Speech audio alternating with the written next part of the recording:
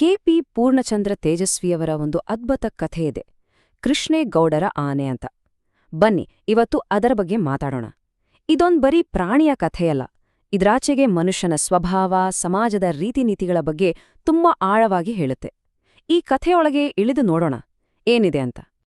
ಕನ್ನಡ ಸಾಹಿತ್ಯ ಗೊತ್ತಿರೋರಿಗೆ ಈ ಕಥೆ ಚಿರಪರಿಚಿತ. ತೇಜಸ್ವಿಯವರ ಬರಹ ಅಂದ್ರೇನೆ ಹಾಗೆ, ಒಂದು ಕಡೆ ನಗು, ಇನ್ನೊಂದು ಕಡೆ ಸಮಾಜದ ಬಗ್ಗೆ ಚುಚ್ಚುವ ಮಾತು, ಜೊತೆಗೆ ಮಲೆನಾಡಿನ ಸೊಗಡು. ಅದಕ್ಕೆ ನೋಡಿ, ಈ ಕಥೆ ಇವತ್ತಿಗೂ ಜನರ ಮನಸ್ಸಲ್ಲಿ ಹಚ್ಚ ಹಸಿರಾಗಿದೆ. ಇಲ್ಲಿರೋ ಪ್ರಶ್ನೆನೇ ಈ ಕಥೆಯ ಜೀವಾಳ.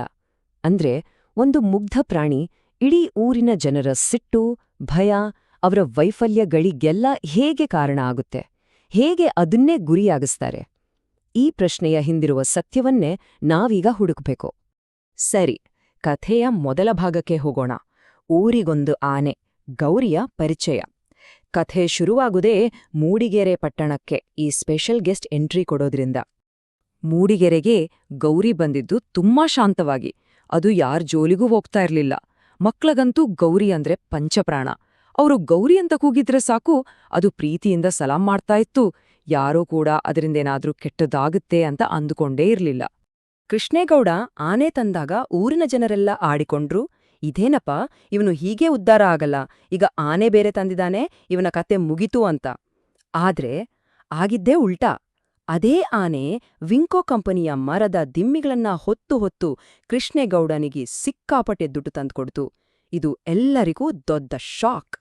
ನೋಡಿ, ಈ ಕಥೆ ಓದೋರಿಗೂ ಹಾಗೆ ಅನ್ಸುತ್ತೆ. ಆ ಆನೆ ಮೇಲೆ ಪ್ರೀತಿ ಬರುತ್ತೆ, ಪಾಪ ಅನ್ಸುತ್ತೆ. ಈ ವಿಮರ್ಶೆಯಲ್ಲೋ ಅದೇ ಇದೆ. ಆದ್ರೆ ಕಥೆ ಇಲ್ಲಿಗೆ ನಿಲ್ಲಲ್ಲ. ಮುಂದೆ ಇರೋದು ಅಸಲಿ ತಿರುವು. ಈಗ ಎರಡನೇ ಭಾಗ, ಪರಿಪೂರ್ಣ ಬಲಿಪಶು, ಆರೋಪಗಳ ಆಟ ಶುರು. ಇಲ್ಲಿಂದ ಕಥೆ ಒಂದು ಗಂಭೀರ ಸ್ವರೂಪ ಪಡ್ಕೊಳ್ಳುತ್ತೆ. ಗೌರಿಯ ಬಗ್ಗೆ ಜನರ ಅಭಿಪ್ರಾಯ ಸಂಪೂರ್ಣವಾಗಿ ಬದಲಾಗಿ ಹೋಗುತ್ತೆ.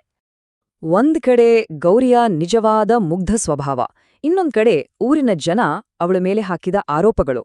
ಅಜಗಜಾಂತರ ವ್ಯತ್ಯಾಸ ನೋಡಿ. ಮಕ್ಕಳಿಗೆ ಸಲಾಂ ಮಾಡೋ ಸಾಧು ಪ್ರಾಣಿಯನ್ನ ಊರಲ್ಲಿ ಸರಿಯಾಗಿ ಮಳೆ ಬರ್ದಿದ್ರು ಅದಕ್ಕೆ ಗೌರಿಯೇ ಕಾರಣ ಅನ್ನೋ ಮಟ್ಟಿಗೆ ದೂಷಿಸೋಕೆ ಶುರು ಮಾಡ್ತಾರೆ.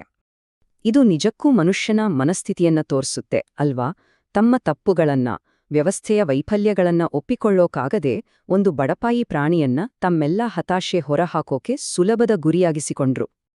ಈಗ ಮೂರನೇ ಭಾಗ, ಒಂದು ಪಟ್ಟಣದ ನಿಜವಾದ ತೊಂದರೆಗಳು, ಪದರಗಳನ್ನು ಬಿಡಿಸುತ್ತಾ.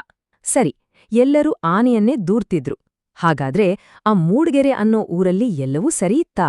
ಅಲ್ಲಿ ಬೇರೆ ಯಾವ ಸಮಸ್ಯೆಗಳೂ ಇರ್ಲಿಲ್ವಾ? ಈ ಪ್ರಶ್ನೆನೇ ಕಥೆಯ ಸಾಮಾಜಿಕ ವಿಮರ್ಶೆಯ ತಿರುಳು.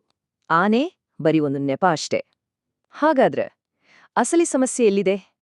ನೋಡಿ, ಇವೆಲ್ಲ ಆ ಊರನ್ನ ಒಳಗಿಂದಲೇ ತಿನ್ನುತ್ತಿದ್ದ ನಿಜವಾದ ಕ್ಯಾನ್ಸರ್ಗಳು. ಕಳ್ಳಸಾಗಣೆ, ಕೊಲೆ, ಸುಲಿಗೆ, ಭ್ರಷ್ಟಾಚಾರ, ಜಾತಿ ರಾಜಕೀಯ, ಇಷ್ಟೆಲ್ಲ ದೊಡ್ಡ ದೊಡ್ಡ ಸಮಸ್ಯೆಗಳನ್ನ ಬಿಟ್ಟು ಎಲ್ಲರ ಕಣ್ಣು ಬಿದ್ದಿದ್ದು ಮಾತ್ರ ಆ ಮುಗ್ಧ ಆನೆ ಮೇಲೆ. ನಾಲ್ಕನೇ ಭಾಗಕ್ಕೆ ಬರೋಣ. ಮಾವುತನ ದುರಂತ ಅಂತ್ಯ, ಒಂದು ಮಾನವೀಯ ಬೆಲೆ. ಈ ಎಲ್ಲಾ ಗೊಂದಲದ ನಡುವೆ ಒಂದು ದೊಡ್ಡ ದುರಂತ ನಡೆದೋಗುತ್ತೆ. ಅದು ಮಾವುತ ವೇಲಾಯುಧನ ಸಾವು. ನೋಡಿ, ಈ ದುರಂತ ಹೇಗೆ ಒಂದಕ್ಕೊಂದು ಬೆಸೆದುಕೊಂಡಿದೆ ಅಂತ. ಮೊದಲು ಮಾಲೀಕ ಕೃಷ್ಣೇಗೌಡನಿಂದ ಸಿಕ್ಕಾಪಟ್ಟೆ ಬೈಗುಳು, ಆನೆ ಮಾಡೋ ತಪ್ಪಿಗೆಲ್ಲ ನೀನೇ ಕಾರಣ ಅಂತ. ಆಮೇಲೆ ಮನೆಗ್ ಬಂದ್ರೆ ಹೆಂಡತಿಯಿಂದ ಅವಮಾನ, ಆನೆಗಿರೋ ಪ್ರೀತಿ ನನ್ಮೇಲಿಲ್ಲ ಅಂತ. ಕೋಪ, ಹತಾಶೆ, ಕುಡಿತದ ಮತ್ತಲ್ಲಿ ಆನೆಗೆ ಬುದ್ಧಿ ಕಲ್ಸೋಕ್ ಹೋಗ್ತಾನೆ. ಅದರ ಕತ್ತಲಲ್ಲಿ ಗೌರಿ ಅಂದುಕೊಂಡು ಮುಖಾಮುಖಿಯಾಗಿದ್ದು ಒಂದು ಕಾಡಾನೆಗೆ. ಕ್ಷಣ ಮಾತ್ರದಲ್ಲಿ ಎಲ್ಲವೂ ಮುಗ್ದೋಗುತ್ತೆ.